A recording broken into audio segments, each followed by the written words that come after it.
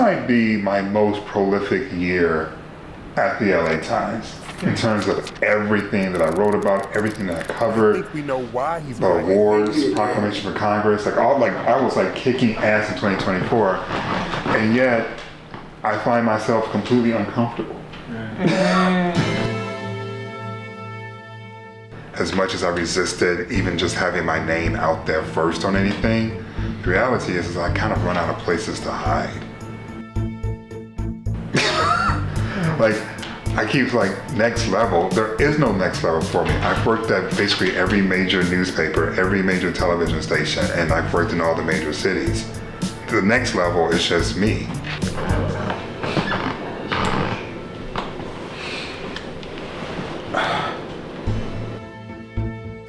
I've built a career looking at the intersection of sports. NBA gets it right. Culture. Because you wanted to check my black card. In politics. I see it as a reflection of this will continue to be an extension of that. If the money's no good or the location. To find a comedian who believes that, Welcome to the LZ Granderson Show. Hey, what's up? Welcome to the LZ Granderson Show. I am your host, LZ, and I want to tell you about this essay that I wrote this week for the LA Times, because it's dealing with masculinity. And normally I ignore this conversation because I find it to be sort of ridiculous that we as a nation are trying to define what masculinity is. When masculinity to me is like a verb. It's like you do, you just are. It's kind of like love, it just is. But anyway, we're trying to define masculinity. And the reason why I decided to write about that is because as a gay guy, masculinity has always sort of been used as one of the weapons against me, or against my community, from being able to come out and be comfortable with ourselves, right? It's this notion that because you are gay, somehow you are less masculine. And people, like me, certainly my generation, we took that to heart, and we stayed in the closet to keep our jobs, to keep our place in society, to stay in the churches, to stay in families, to stay in homes. And so, when I hear that word masculinity, it has more than just sort of the immediate sort of cultural conversation. It comes with all of that baggage. But it also comes with the knowledge of having worked through all of that. And so I'm able to have this conversation from more of a 30,000 foot view, and it doesn't impact me as much. I'm not as triggered as I used to be. In fact, I feel like I'm much more comfortable in my masculinity, having gone through this trial by fire, if you will, of sort of shaking off other people's definition of the word. All of that to say, the essay that I wrote about is dealing with how masculinity was once defined in this country. And that was through the examples of the founding fathers. And the founding fathers valued more than wealth, more than all the women that they could sleep with. They value virtue and civic duty. We know this because it's in their writings, their personal writings. We know this because it's in the books that they kept in their personal libraries. We know this because of the works of men like Thomas Paine, who wrote Common Sense in 1776. Where he basically talks about the importance of virtue and some sort of civic duty, not just in terms of citizenship, but in terms of the importance of that in leadership, that it's important that our leaders be men of virtue and that they are driven by civic duty and not by other factors like wealth or retribution or trying to sleep with as many women as possible. And whatever the hell else masculinity has come to define now over the decades. But if you go back and look at where this country was founded, masculinity, American masculinity, was defined by hard work, honesty, being intellectual, civic duty, and having virtue. And you look at politics now, and you begin to wonder, why are we asking what happened to masculinity? It's clear what happened to masculinity. Virtue and civic duty stop being center to the definition of masculinity. Anyway, with that being said, that's what the column is about. That's what the essay is about. It's taking a look at American masculinity through the prism of politics. And certainly we've seen some real ugliness recently. Isn't that right, Piggy? This week's conversation on the LZ Granderson Show, speaking of masculinity, is with one of my favorite actors, Murray Bartlett, who is an openly gay man, but carries himself with civility and with virtue. And so I find him to be one of the most masculine actors in Hollywood today. I first started noticing Murray Bartlett's work in the HBO show Looking. It was just a show about four, gay guys in the San Francisco area. Nothing overly political, nothing, too over the top in terms of culture or even sex even.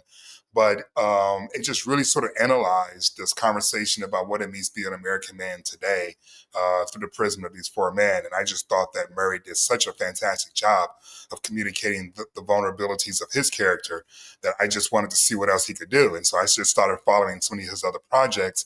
That led me to, The White Lotus. That led me to, The Last of Us, and so many other projects that he's able to bring this sort of humanity to without ever compromising his masculinity. So, Mary, I want to start a conversation with a fantastic quote from a philosopher that I love by the name of Samantha Jones from Sex and the City. And she said, and she said in regards to fame, that first come the gays, then come the ladies, and then comes everyone else. But when I think about your career, that doesn't actually seem like the correct order, because you started off with soap operas, which seems to be for the ladies, and then you did Looking, and then everyone else came. Is that the right order in your mind, or am I making this up? I mean, I've never thought of it in that way. But yeah, that sounds pretty accurate. I guess I don't fall into that great philosopher's kind of framework. You're a trailblazer, right? you are a trailblazer who went in your own reverse order. So I'm not a soap opera fan. No shade to anyone who is, but it just isn't my thing. But yeah. I did find you in Looking, and that show, 2014 was this debut with HBO, and we still talk about it for a variety of reasons, and I think it was because it just showed gay men of a certain age just kind of being normal. Yeah, which is kind of rare, isn't it? Like it's one of the things that appealed to all of us, and it was really well conceived in that way by Michael Lannon as just sort of a slice of life of these men's life in San Francisco, and then we had Andrew Haigh at the helm creatively, who had just done his film Weekend, which was a similar kind of tone, a lot more kind of risque, but like just that kind of not falling into or trying not to fall into stereotypes, like just sort of leaning on the kind of relatable kind of reality of being, a gay man at that point in time. So yeah, it was. We all felt so fortunate to be on that show, and so kind of committed to what we were trying to do with that. Like what you're saying about just, be as true as possible a reflection of what those men would have been living at that time. It's a tricky thing, though, particularly with a show, as you know, like that is focusing on a marginalized community. You want to try and represent everybody, and you can't. And in a way, it would be a mistake to try and represent everybody. But so it was very much just sort of specifically focused on these particular guys at that point in time. I thought it was tremendous effort in terms of storytelling. And my favorite episode, it's really weird. I was thinking about it as I was preparing for this conversation with you. I realized that two of my favorite episodes in television history you are attached to. But one of them, you weren't even in the scene. My energy was somewhere in the vicinity. Yeah. But there's an episode from Looking that I think about all the time because I'm in an interracial marriage. And it was when Richie showed the audience what it was like to be Mexican-American in America. Yeah. And it was such a powerful moment because I know in my own dating life, it's tricky dating outside of your race because you don't want to be a fetish and you don't want to Yeah. find yourself scrubbing your identity away to accommodate others. Yeah. And that episode was such a powerful statement about authenticity in interracial relationships. You know, like we bring our whole selves into this dynamic. It's not I'm sacrificing this so that, you know, the other person can feel more comfortable. Yeah, I yeah, really yeah. appreciated that. Oh wow, that's really great to hear, because you always want to try and, you know, just represent as well as you can in those kind of situations and hit all the right notes. And you know, I think we had a really wonderful writing team, and Raul Castillo, who played that character, was so wonderful. It was we were very, very fortunate to have like such a beautiful team of people, actors and creatives and crew. Actually, it was just like it was a joy fest, really, on that show. I think because we believed in what we were trying to do with that show so much, and we all got on like a house on fire, which was, you know, intentional on their part. I think they did a great job of bringing together a group of people that they knew would be harmonious, and it was an absolute love fest, which was kind of a revelation for all of us. Not that we hadn't had good work experiences before, but it was so joyful, that show, and because we believed in it, what we were trying to do so much, that the combination of those things were so magical. And then being in San Francisco, which is, you know, such a wonderful place. When I talked about the favorite episodes, the one from Looking, where it's one of my favorites, you weren't in, but Right. the other favorite episode I wrote about, and that's how you and I connected, and that was from The Last of Us. Yeah. Again, tremendous performances, but what attracted me to the storytelling was just how normal it was. When you stepped out of that house and was just like, I'm leaving. This is bullshit. This is that was the moment when I was like going, oh, this is good. I know these people. This is a marriage. Yeah. Again, you know, like really brilliant writing, and because it hits all those notes of a relationship, and in a relatively short period of time. You have an hour. I think it's a little over an hour, but like, and it covers, I think, 3 decades of these people, you know, these guys' lives together. And they just did such a beautiful job in the script and gave us such a wonderful kind of landscape to play with and really kind of fill those very real moments. And you know, we were very aware of trying to hit all those kind of marks, I guess, because it's what makes you invest in those characters and in that story, that in the midst of an apocalypse, that, you know, that real relationship and real love exist and can exist. And so that was another. I've been very, very fortunate. I've had some really magical experiences and had the great fortune to be partnered with Nick Offerman in that episode, who's just, you know, and so brilliantly cast, I think, in because he's tended to play sort of hyper masculine characters, and also like leaned into comedy a lot. So bringing those kind of elements, but you know, having the opportunity to show great sensitivity in that role. And it's interesting with film and TV, you know, you don't often get a lot of prep time. We had no rehearsal. We had a great team, and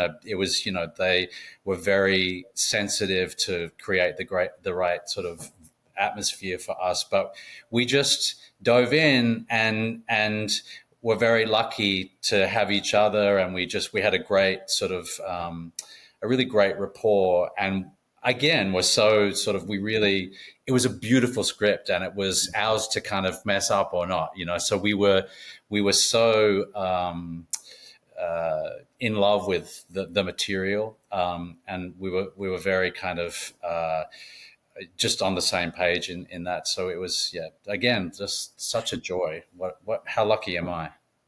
I was just going to say, I don't, is it luck or is it intentional? Because your past decade of roles, whether we're talking about Looking, When I Found You, The Last of Us, that got all the acclaim, and then of course, The White Lotus, which a lot of people characterize as your breakout role. All of these men, extremely complicated, extremely likable. Even the creep you played in Chippendales was likable. like, is that an intentional thing for you, or are you just getting approached by showrunners and creators who see you as someone capable of handling these sort of creative and complex men?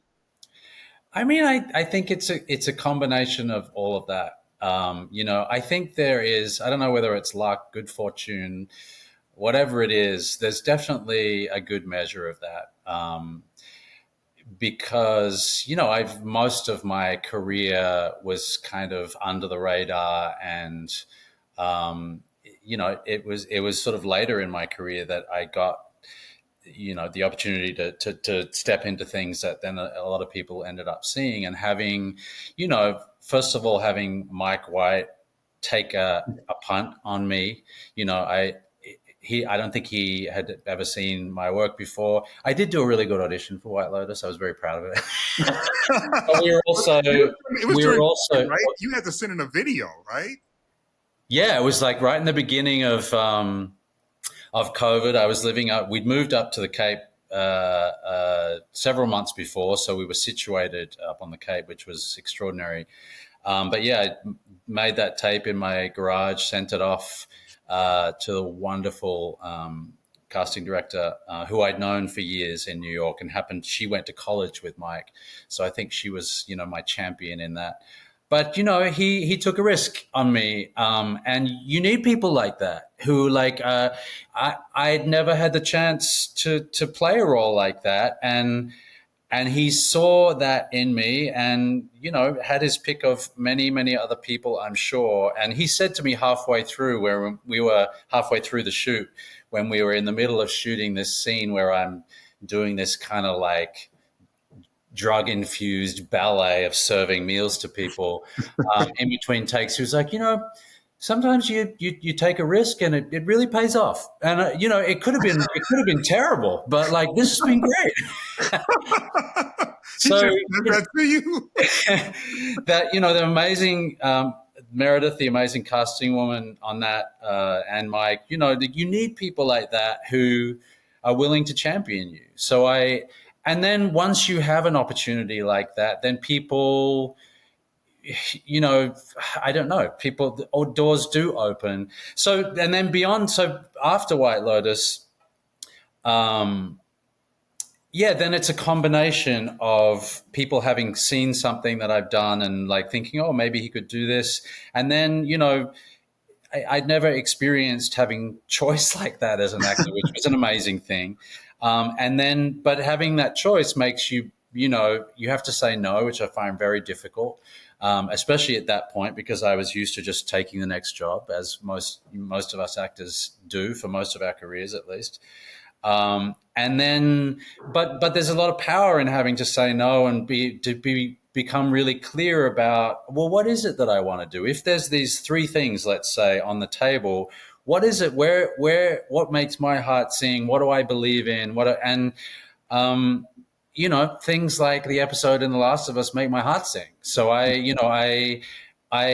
it's made me a lot more sort of anchored in the kinds of stories that I'm interested in telling, or, just clearer about, the kinds of things that I want to do, especially at this time in history. Maybe every time in history is like this, but it feels like there's a lot of work to be done to connect us or reconnect us, or, to try and, I don't know, just make things better. And so I am very intentional about that. Not that I think making people laugh can be a wonderful thing to do in the midst of Absolutely. the period of history that we're in. But I am very intentional about that, and have had the luxury of being able to be intentional through having choices, you know? What do you think changed for you?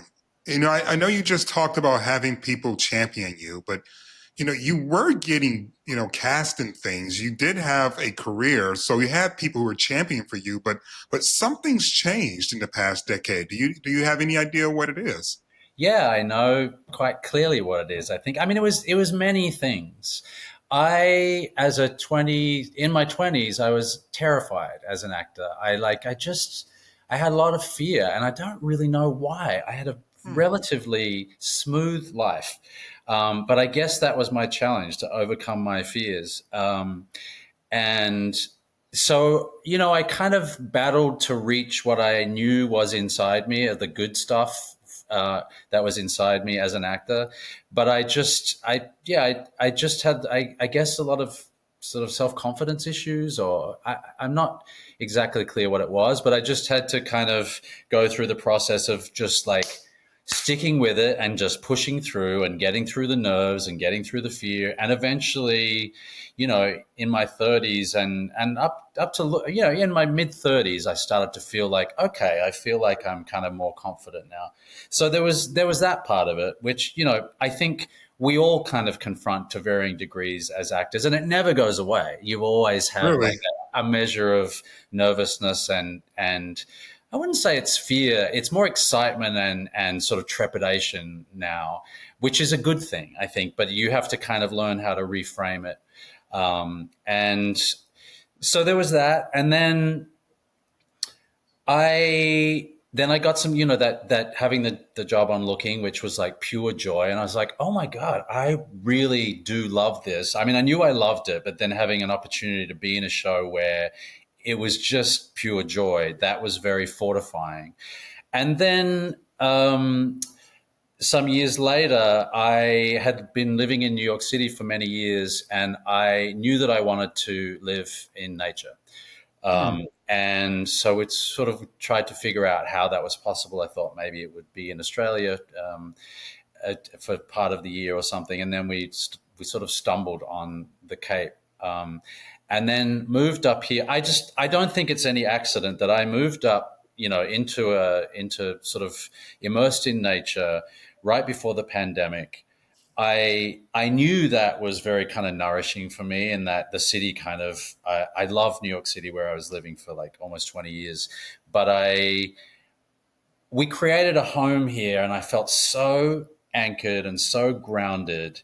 And then the pandemic hit, so there was also this combination of like, well, what have we got to lose? Like this, we're in the face of these sort of big things that were happening, and then weirdly, or maybe not weirdly, out of that kind of strong foundation that I was building, and this sort of, for the first time in my adult life, really feeling a great sense of home and groundedness.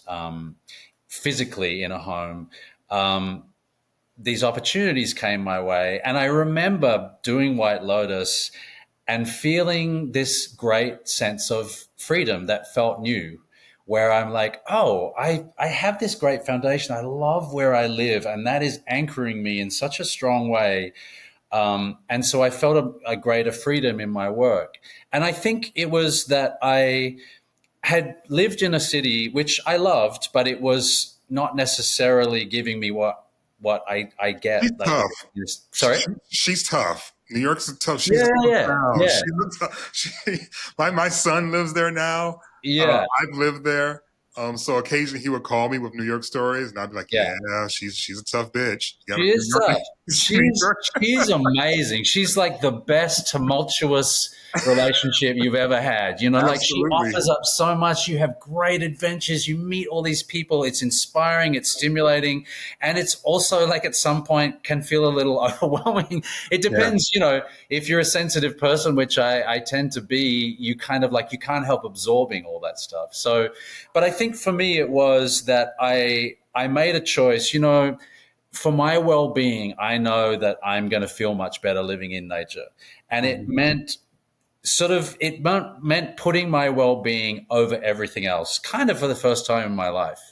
And it was profound for me. Like I was like, I'm going to make this decision. It may mean I can't be an actor anymore. Maybe that's what it means. But I know that this is the best thing for my well-being. And I was late 40s. I was like, this is what I want to be doing in my at this point in my life. So I think it was a combination of all those things. But most powerfully, I think, making that decision to move towards what I knew would make me happiest and I knew would be best for my well-being. And it created this foundation that then, when I got a great job in the middle of a global pandemic, I felt this newfound sort of freedom in my work.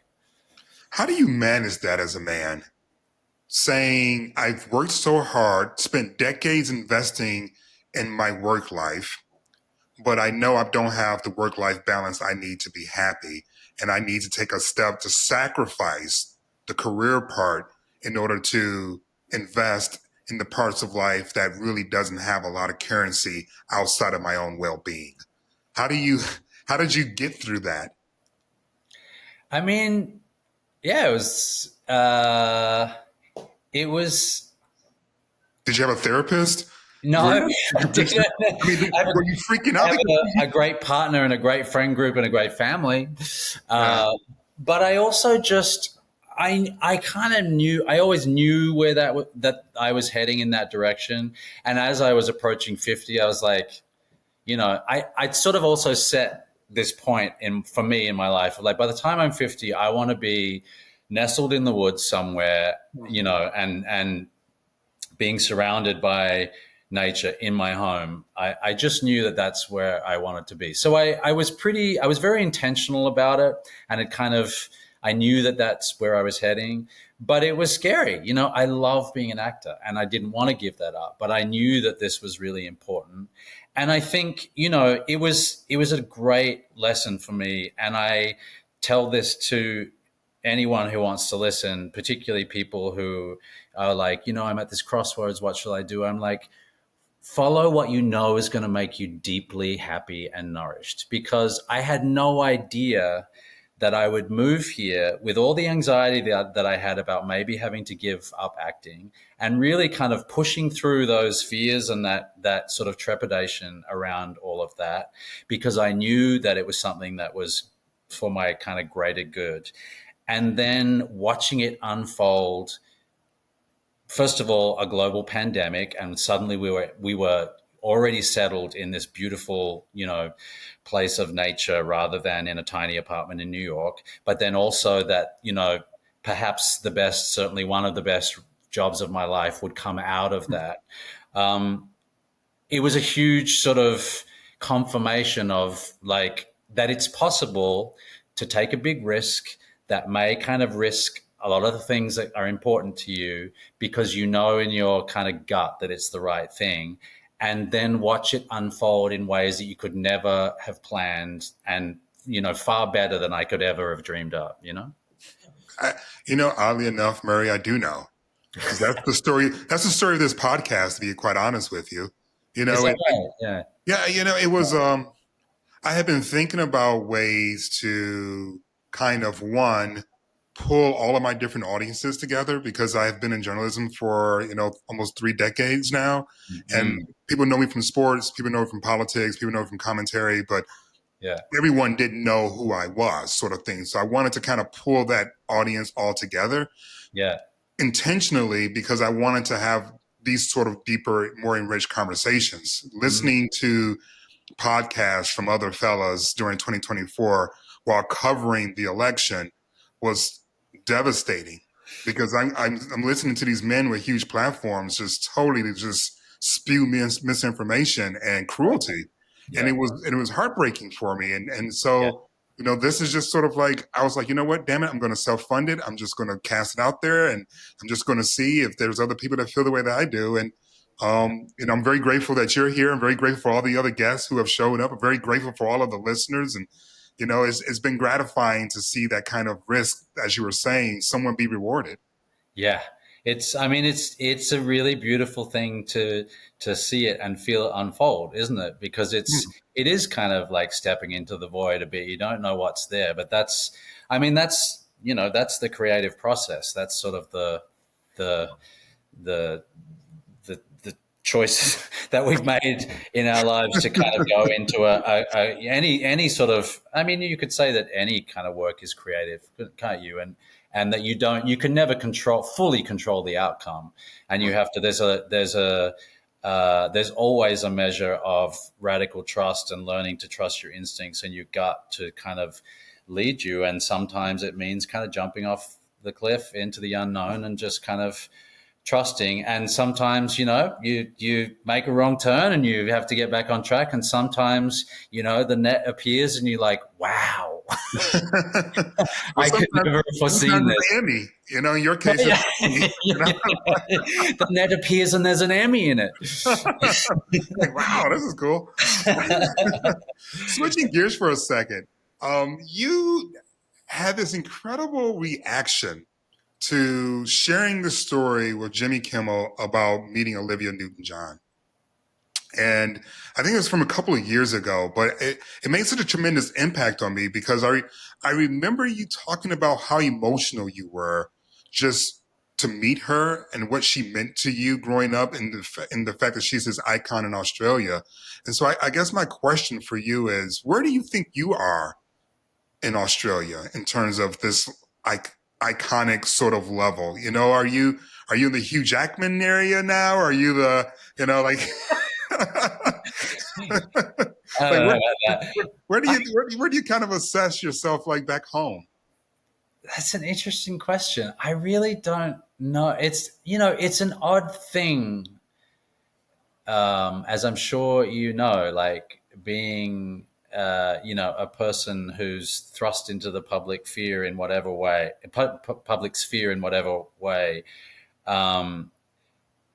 It's you really just like you get sort of little snippets of what it is reflected back to you, but it's sort of that happens outside of you. So that I was back in Australia earlier this year on a job, and which doesn't happen often enough. I wish I was back there working more often, but and I was it was lovely to have people approach me sometimes and have seen my work and whatever, but there's all this, not that there was a surprise, I guess, because I've become a little bit used to that. Like it's not like insane, but every now and then someone will come up, and I love it because I feel proud of the work that I've been doing the last few years. But it is sort of surprising to me, I guess, because I don't spend a lot of time back in Australia. So I go back and I'm like, oh, people have seen stuff that I've done here, but I don't know. I have no idea where I sit in the pantheon of public figures in Australia. but I did feel a lot of love when I was back there, and that was really beautiful because it will always be a home, a really sort of deep kind of home connection there. So it's always lovely to have love from your home. Where did your American accent come from? Was it through proper training? Was it through watching John Wayne movies? How did you? Is that what I sound like? I'm trying to figure out because I had no idea you were Australian until I think White Lotus. Okay. So I'm watching your career. I'm watching your career over the last few years. And then as you begin to do more press surrounding the White Lotus, it's like going, well, why is he talking like this? And then it's like, oh, well, he's Australian. I was like going, oh, he's sneaky. Well, that's a great compliment. Thank you. I don't know. I think somehow in the kind of like the world of accents, the Australian accent, if you haven't got a super strong Australian accent, which I don't compared to a lot of people in Australia, it feels like we're sort of in some kind of more neutral place where we can reach other accents. I don't know if that's true or not, but I feel like there's some truth in that. Whereas like the Australian accent for Americans is super hard. But also we grow up with a lot of English and American, mostly English and American television, especially when I was growing up. So it's sort of like we hear that music and it's sort of like it's in your mind and you kind of like, so it's not unfamiliar. I mean, I did work with, and someone asked me the other day, like 24 years ago or so, someone recommended a really great dialect coach to me in New York, and I am embarrassed to say that I can't remember her name. I only worked with her once, but it was for an hour, and she gave me incredible advice and incredible sort of tools about just Anything you can share? just like going through the words, not learning a musicality of a line so that you don't get caught in a kind of like like a sing-songy kind of thing, so that you can keep it fresh and you're actually in the moment rather than doing a learned kind of musicality. But just going through the lines that you have to say and being aware of any sound that sticks, that feels a little tough, and just drilling it, just going over and over and over and over and over again, just sort of like, by rote, not with any expression, and just kind of honing in on what all the sounds are very technically, and so that it becomes familiar in your mouth. I think that's the sort of the thing, that if it feels familiar in your mouth, and you've done it, let's say 100 times, you drill this really difficult word, or the word that feels difficult, your mouth then has a body, memory of what that is. And then when you come to say it, it's kind of there. So, I always warm up I think we're lazy speakers in Australia. So when I'm working, I'll always do like not a major like vocal warm up, but I'll warm up my mouth so that my mouth is moving. I want to get to when I'm actually acting, I don't want to be thinking about the accent. I don't want to be thinking about, what I'm doing technically. I want to be letting go and being with the other actors. So it's just sort of that, for me, that really worked, that drilling the sounds and then kind of doing a sort of a technical kind of set, like, or reset of what you're working with, so that your body's got it in its, physically you have the memory of it and you can just sort of forget about it. It's like a muscle memory if you're like Total a basketball player or something like that. Yeah. So you mentioned not being in Australia a lot, but you did get an opportunity to work with one of the famous Australian actresses, Nicole Kidman, with Nine Perfect Strangers. What is it like working with a fellow country person? It's wonderful. I mean, she's an icon. She's a global icon, but such an icon for us. So that was really thrilling. But I worked with Rose Byrne, another Australian, a few years ago. I worked with Hugh Jackman earlier this year and Nicole Kidman last year. And there's always this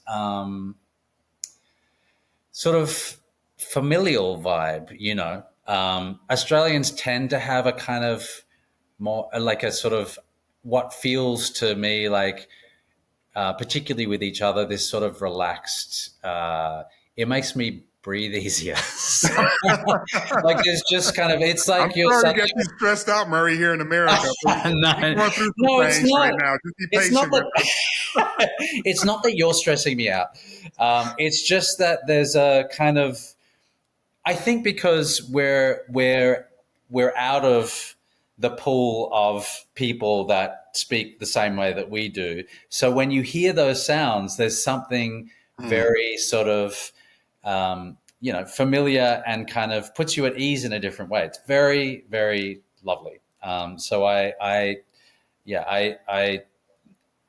jump at the opportunity to work with another Aussie. It's a beautiful thing. I've only been in Australia once, in large part because that's just a long-ass flight. Right, but, fair enough. But when I was there, I spent a couple of weeks, and the phrase that I heard stuck with me: "No worries, mate. No worries, mate." Right. Yeah. Do Yeah. you guys say that to each other, or do you just say it to the tourists so we have something to come back home with? No. That's a thing for sure. That is a There's thing. some like, crikey, or, stone the crows, or like all these other ones that are like kind of like cliches. But yeah, no worries, mate is like perennial. Is it embraced, or is it just kind of said in a way that doesn't have any more gravity? You know what I mean? Like, for instance, in Costa Rica, pura vida is the phrase, and it means pure Okay. life. Oh, And the locals say it to each other all the time. oh my God, that's beautiful. And it is absolutely beautiful that they remind each other about the beauty of life in a very casual, like the way that everyone else says hello, they would say pura vida to each other. And they would say it to others as well. But I've noticed that they definitely say it to each other. And so when I think about No Worries, Mate, does this have the same sort of gravity in Australian society, or is it just like a phrase that doesn't have the same sort of weight? Yeah, that's an interesting question. I mean, it does just kind of roll out, like it's just sort of like it's the thing that you say. Yeah, no worries, mate. But it's sort of, but it does, it creates a kind of um, kinship or something. It's sort of like it's like saying no worries, friend. Like if someone says that, someone that you don't know says no worries, friend, you're like, oh, that's kind of lovely. I mean, that's the way I hear it in Australia. No, it is a phrase that people throw away, but it's got a little kind of shine on it where it's a term of endearment in a way. So I mean, Australians tend to be a little more sort of cagey about their emotions. So no worries, mate. It's not pura vida. Is that what you said? Yeah, pura vida. Yes. Yeah. It's Australians, I think, would in general would probably feel uncomfortable saying that, but it's a similar sentiment in the way of like, no worries, friend. Like we're all friends here. We're all like it does have that underlying kind of sentiment to it. What do you do when you're not on set? Are you a cooker? Are you trying new recipes? Are When I'm you not working, when I'm not in a yeah workspace. yeah? Are you planting strawberries for your partner later? Like what do you what, how do you? We do have a pretty impressive vegetable garden. So yes, we plant vegetables. I love to cook. I cook a lot. We have like amazing seafood here, so you don't really need to do a lot to it. It's so great. But yeah, I love to cook. I walk my dog every morning on the beach near us. I do this like kind of hour to hour and a half, like kind of walking meditation with my dog. And we're lucky where we live. There's very rarely people on the beach most of the year, and particularly early in the morning in the summer. So that's like a pillar of my day. Yeah, what else? I mean, I'm a cinephile. I just like watch a gazillion films. I like to read, but I go through phases of reading or not. I love being where we live. So I walk in the woods. We have like gorgeous lakes here. We have fires on the beach. There's a lot of nature involved with my downtime. And I also, once a year I go back to Australia and see my family for, 3 or 4 weeks. But that's all kind of nature focused as well. Where my mom lives in the woods, so we'll stay with Wow. her. But then we'll go further. I'm from Western Australia. We'll go further south to sort of coastal wine country and hang out at beaches and drink good wine and, yeah. That sounds like heaven. Why do you go to work? Why don't you just keep doing that over and over again? Yeah, to pay the mortgage. That thing. No, I love to work. And, the last few years I've been away most of the time. So so that's partly the reason why I like relish being home because it's not much at the moment. But I'm also like loving the fact that at this point in my life, I get to do one of the things that I love most consistently. And particularly through a time that's been really difficult for the industry through the strikes and COVID. And it's one of the great things. I mean, I said this in a lot of conversations I have with people, but I'm going to say it again briefly. One of the wonderful things about, having a lot more opportunities as an older person is I never take anything for granted. I feel like so fortunate. And not that I don't have, crappy days or I feel annoyed or whatever. But there's a baseline of like, wow, I'm really, really, really fortunate to live where I live, to have the people around me that I have around me, and to like get to do for a living what I absolutely love. It's, it's never lost on me. And I think I probably would have got caught up in other things if I'd had these kind of opportunities as a younger person, but who knows? I don't know. I relish every moment. You know what's not fair about you? What's that? You still have a six-pack. Why? Are you not I do eating? think I do. Are you not eating? Are you? I mean, what's how When do did you see me have a six-pack? I don't think I do. What are you talking about? You've been a sex symbol for a decade. Do not give me this Australian sort of like, whoa, what are you talking about, mate? No. You know full well what I'm talking about. You're naked for half of the freaking seasons of Looking, for heaven's sakes. That was a few years ago. I mean, that might have been a few years ago, but I did see you in Chippendales which was much sooner. Like I left my six-pack in my 30s. I'm dragging. I don't see this. I am in good shape. Because I don't know. I've always sort of been kind of. I mean, I don't. I'm fortunate, I guess. I mean, I have to be a bit careful now as I've gotten older, but like my family were all super thin. As a younger person, I always wanted to like put on muscle and stuff, and I couldn't because we were just like beam poles. As I've gotten older, when you fill out, like I've had the good fortune that as I've gotten older, the metabolism hasn't completely slowed down. So that's on my side.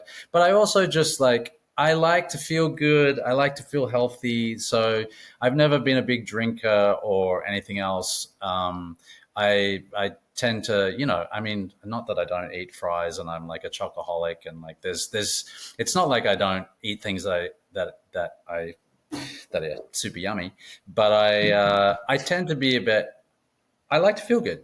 So I am mindful of that, but I try not to get, I think we can all be a bit too sort of hyper focused on the way that we look, and particularly when you're someone in the public eye, you can tend to, and I'm certainly guilty of that. And before a job, I know that I got to take my shirt off. I just like, I cut out carbs and like do whatever I can to just try and get in as good a shape as I can. But I've learned as I've gotten older that it's usually in my 20s, I would be like, oh, I'm getting a bit of a belly. I'll like, eat less cheese for a few days and it's gone. Whereas now it's like 3 months at the gym. I'm like, Jesus. So I've just learned to kind of keep a sort of a balance for health mainly, but I'm also a bit vain. So yeah, I guess I try and keep in shape. For straight guys, you can, be still considered a sex symbol and look like shit. But the gays don't really play that, really. Is that extra pressure for you as an openly gay actor to be, recognizing we do have that dynamic in our community? I don't know. I mean, I don't really... it's more the pressure that I put on myself. I mean, maybe, I don't know. I haven't really...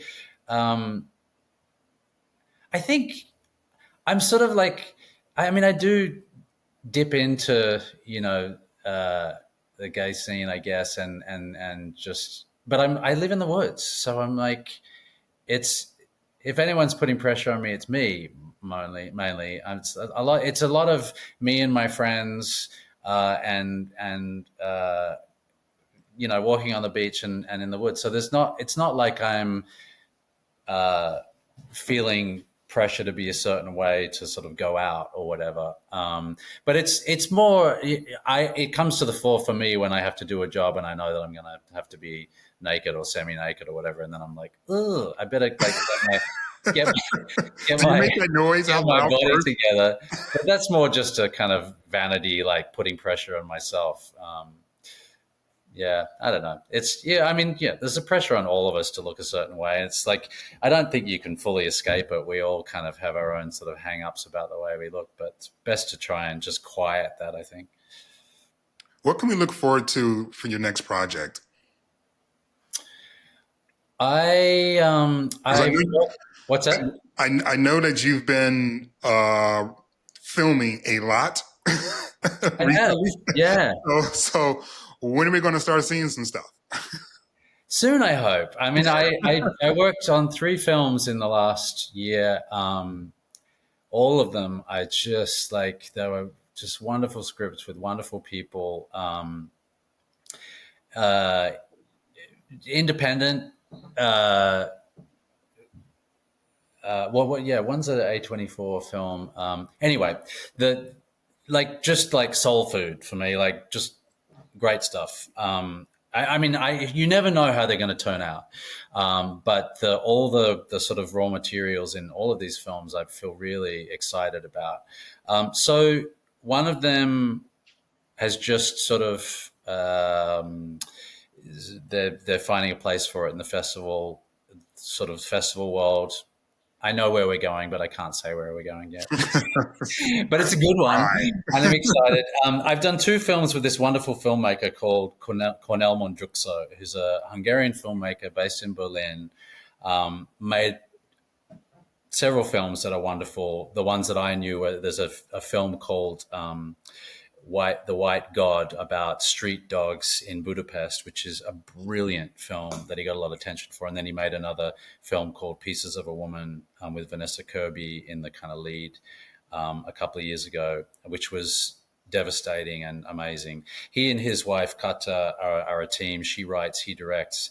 They're extraordinary. So I did this film the end of last summer with them, with Amy Adams in the lead, and I play her husband. And it's about a woman coming out of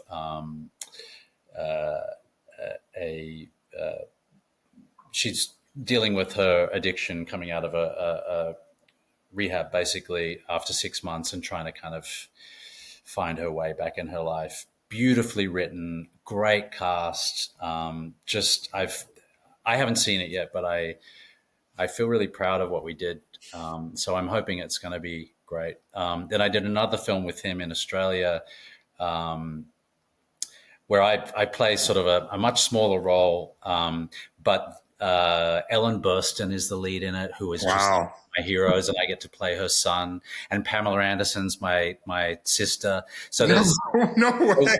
So we only get a few scenes, but there are a few great like big dialogue scenes with the 3 of us. So it's just like total joy working with an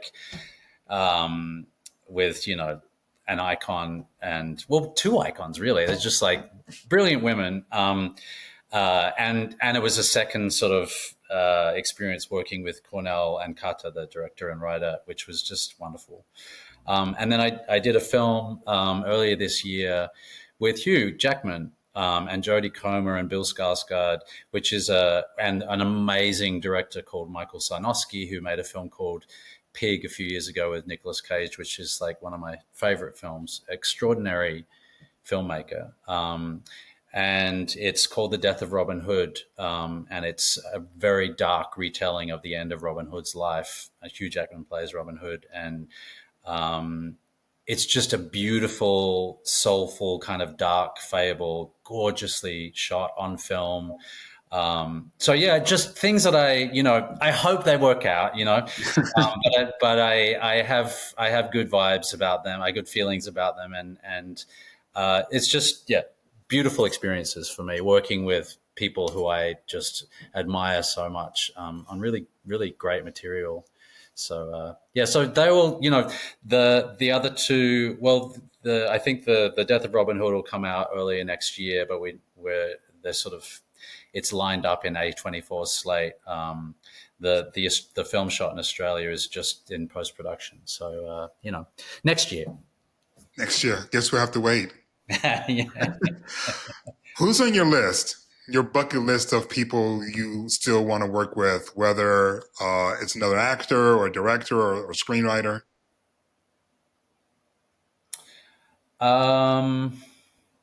Justine Triet, the director who made Anatomy of a Fall. Mm-hmm. I love that film so much. I think it's beautifully directed. I just think she's extraordinary. There's another film that she made.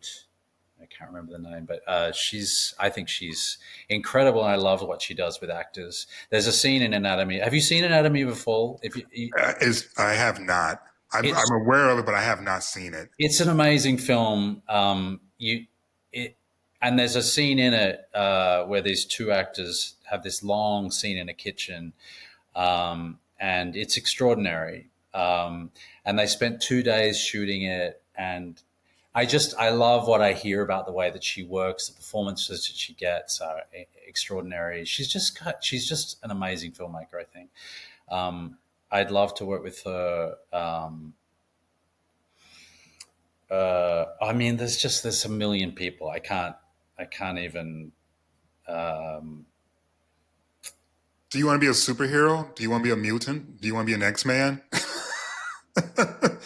I mean, depends what it is. I can't say that I would say no, but it's not like I'm not. It's not on my vision board, but it could be. Heath Ledger played the Joker and he won an Oscar. I mean, Heath Ledger played the Joker and he won an Oscar. Yeah. Oh my God. Yeah. Oh no, I don't. I think I think one of the great things about those sort of big films is that you reach a ton of people, and if there's great sort of story and kind of themes in it, fantastic. Like what a wonderful kind of way to reach people. So I'm not against it. I think, it's an interesting thing as an actor and in these last few years when I've had choice to be like, how do I navigate through this stuff? And generally,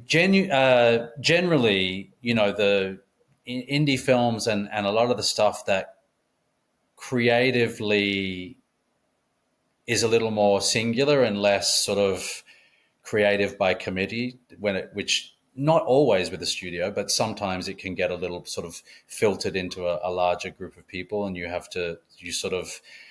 a lot more people weighing in on the creativity. But things that maybe will only go to festivals because it's a little more risque or a little more kind of, challenging or whatever. Some of those things can be the best experiences that you have, but they are not necessarily as lucrative, or they're not going to help you stay alive. So you kind of find the balance between what can I do, how can I do things, how can I just sort of find that balance of doing things that are going to pay my mortgage and hopefully be incredibly creative. And you can have both, but I see why, some actors will go down that path of maybe a superhero film is not necessarily their kind of highest on their list, but it allows them to fulfill that and have that experience. Cool. And then also it sets you up to be able to do some of these things that you're maybe not getting paid for, or it's not going to help you sort of sustain yourself, but it's creatively super fulfilling in a different way. So, you're just kind of navigating through all that stuff. It's cool. I would love for you to play Magneto. Just throwing it out there. Oh my God. Will you write to someone? Will you start some sort of petition? It just seems that if Armand had mutant powers, the White Lotus would have a very, very different ending. I'm into it. Yeah, I'm there for sure. last, last question for you. I just brought the White Lotus, and again, a lot of people characterize that as your breakout role. My question for you is, when it's all said and done, and you're off in the woods eating your freshly grown vegetables and fruits and whatnot, which role do you want people to think about most when they hear your name? And why? I mean, I hope it's, several at the end of my life or the end of my career. I hope it's several. I hope there's like a range of roles that people are like, oh, I remember when he did that. This kind of, I like to think, I mean, it's hard to talk about this without sounding cheesy. So I may sound cheesy, but like,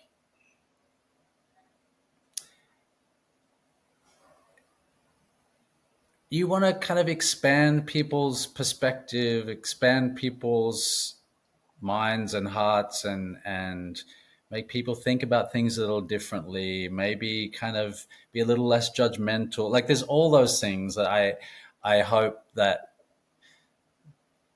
some of the work that I do is able to achieve. At this point in my life, the experience of doing The Last of Us was so powerful because it was one of the few times where it was such a tangible response that it was this beautiful script that we loved. We poured our hearts into it. We wanted it to be something very special, and we tried to sort of shape it that way. And then people received it that way, and many people genuinely touched. And in a way that, we got lots of messages from, this is just one example, but from women saying, I thought my husband might react to a story like this about a love between two men. And then I looked across and he was like uncontrollably crying, that you can penetrate all the judgment and whatever sort of preconceived notions we have about things and just sort of connect with and kind of open up people's humanity in a way that makes them want to be more compassionate, be more loving, kind of be more understanding. And I felt like we experienced a little bit of that with The Last of Us. So that feeling for me was so addictive. I want to be doing that all the time, and you can't necessarily be doing that all the time. But it was so beautiful, so satisfying, and moving for us to feel. You want to make an impression on people in a way that sort of changes them in some way for the better, and I felt like we achieved that with a lot of people, and that was just like the best. Murray, thank you so much for your time. Thank you so much for your artistry. Thank you so much for your authenticity.